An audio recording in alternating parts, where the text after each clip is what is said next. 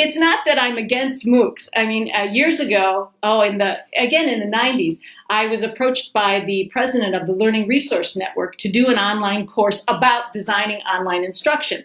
And at that point in time, he said to me, I think we could get 1,000 people into this.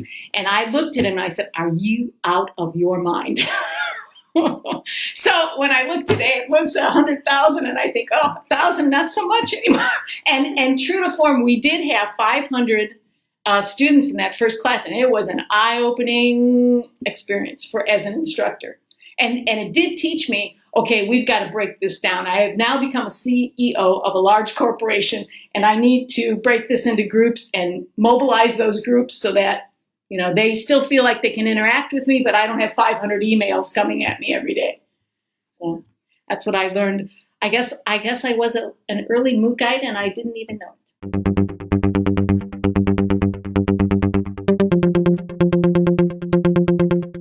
I think an instructor needs to realize that they do need to be present, that even if they've pre-recorded content, even if they've set up the entire course, it doesn't mean that they can leave learners to themselves, because they really do still need to mentor. They still need to be there. They may even to help students find each other in a MOOC. For instance, if you have very high achievers in a class, they become co-instructors with me, where I can say, why don't you join this group over here? Because I know I don't say this to the student, but I, in my mind, am thinking, I know that they need a little bit more help. So that high achiever is going to raise the level of the discussion. So I need to know my students well enough to know where to combine them, how to get them to engage with one another. And you don't learn that just by a bio. You learn that through icebreakers at the beginning of a course, where you get to know someone, not just academically, but there's a social component to this too. That humanizes it a bit more. And I know that term is overused so much, that we're humanizing.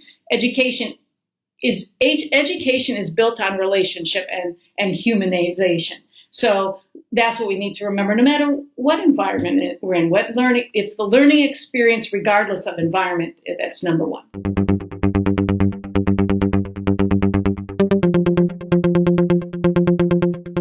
I think there are differences. I've often been asked the question, do you think there are topics that cannot be taught online? And from the very beginning, I thought, no, I think there's a way you can figure out just about anything. And I've even seen dancing classes done online fairly well. So, but I think there's differences in the way students are approached. And I'm thinking of computer science in particular, and computer science and programming and how you teach that online. And I'm not qualified to speak to that, but I know that's very different than, say, a philosophy course would be. One is going to be much more project-oriented. The other one's going to be much more discussion-oriented.